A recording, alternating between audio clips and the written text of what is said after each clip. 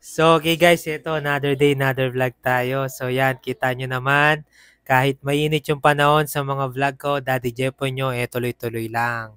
So, yun nga guys, kung naririnig nyo yung anak ko, pasensya na, naglalaro siya. Sana hindi na lang siya marinig dito sa, sa mic. So, yun nga guys, gusto ko lang i-share sa inyo sa pagbibusiness ko nga.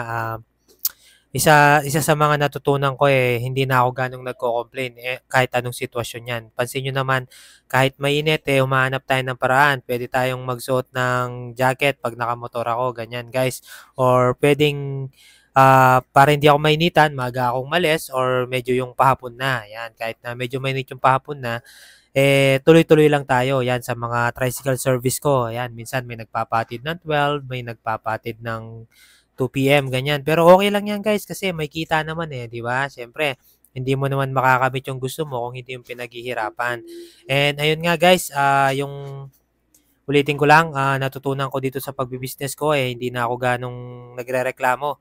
Ginagawa ko na lang as long na kaya ko at medyo hindi tayo pagod, tuloy-tuloy lang tayo guys. Siyempre basta kita, Daddy Jepo nyo gagalaw, 'yan. Kailangan magsipag tayo kasi may mapangarap tayo.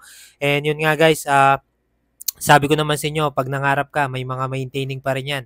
Tulad ng 'pag bumili ka ng bahay at nagkabahay ka, may maintaining ka dapat, may pang-maintain ka niyan, pambayad ng kuryente, tubig, pang-wifi mo siyempre, tsaka yung pambili mo ng pagkain 'pag bumukod ka na.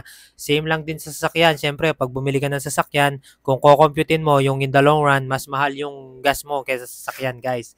So dapat 'pag nangangarap tayo, expect na natin na kumita tayo ng marami para ma-maintain natin yung mga bagay na natupad sa buhay natin. So yan guys, kita nyo naman, let's stop complaining instead na magreklamo tayo, let's find the solution. Yan, tulad nung sample ko nga na pwede naman tayo maagang mamalengke, yan, para hindi rin ganong mainit. So yun guys, lagi pala ako nagpapasalamat sa mga nagpa-follow sa akin. Sana hindi kayo magsawa sa mga vlog ko and sana hindi kayo magsawa sa kasipagan ko guys kasi ganyan pala no, na share ko lang. May nag-trending kasi akong video nga yung umabot na ng 1 million views. If I'm not mistaken, mga nasa 1.5 na ngayon yun, no? Sa bagay, kanya-kanyang perception naman yung tao. May mga natutuwa, meron namang hindi. Hindi naman ako against sa mga nakikipagtrabaho dati rin naman akong empleyado, syempre. Agree pa rin naman ako diyan, trabaho pa rin naman 'yan. Basta masipag naman yung tao in any situation pwede siyang umasenso, 'di ba, guys?